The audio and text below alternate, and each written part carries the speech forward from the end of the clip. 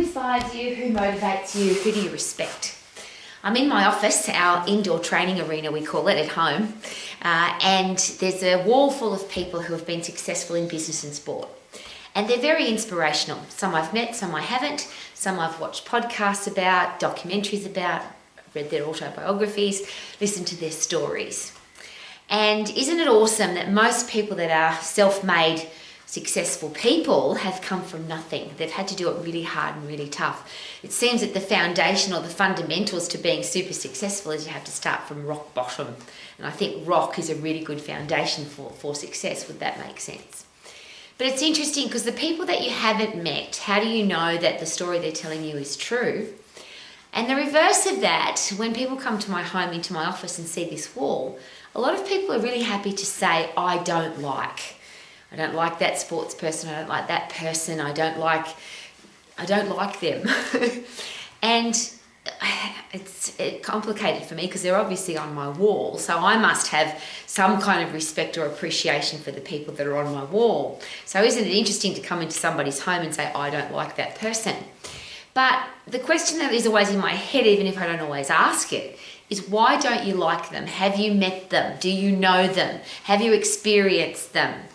And even if you don't like the person, you might not have the same characteristics as them or religious beliefs or political beliefs. But should we respect people who have done amazing things? So if somebody has achieved something of excellence, there's so little excellence in our world now. There's so much average and so much ordinary. For somebody to become a world champion, for somebody to be a multiple world champion, to win a gold medal at the Olympic Games, to win multiple gold medals at Olympic Games, and they're 4 years apart, so that's pretty impressive. You might not like the sport. A lot of people come into my office and say, I don't like golf, or I don't like boxing, or I don't like car racing. But even if you don't like the sport, is it possible to appreciate the person that has achieved so much? And to say that you don't like somebody that you've never met. Now, you, like me, you might have watched their podcast, listened to their documentary, or listened to them talk in an interview, or you might have read their book, and you've decided that you don't like them. But if you were in the reverse, if you had achieved, if you had a book written about you, a movie made about you, a documentary made about you, if you had written a book about your life story, would you appreciate it if people appreciate you for what you've done? Or would you want them to criticize you for the things about you that they don't like? And is it possible that whatever you do, there's going to be things that people don't like? Whatever you believe, whatever your opinion is, whatever you achieve, is it possible that people will criticize you, try and pull you down, just not like you? And how would that make you feel if somebody criticized you or had an opinion about you, but they had never met you? Now, I know that's just human nature. We've all got an opinion and we've all got the right to have an opinion. But I wonder if the world would be a nicer place if, rather than I don't like that person, how about let's not have an opinion about that person if we've never met them? How about just, yes, that person is a golfer, or yes, that person is a boxer, or yes, that person is a car racer, or yes, that person plays football. They're the people on my wall behind me. Interestingly, however, there are a few people on my wall who I have met, very famous, very wealthy, very successful, very talented, gifted people who I have met. And the reason they're on my wall is because they were beautiful people, respectful, kind people. And that's why they inspire me every day, because they have been very successful in their life. And yet there are still people who come into my office and look at the picture of that person on the wall and say very openly, I don't like that person.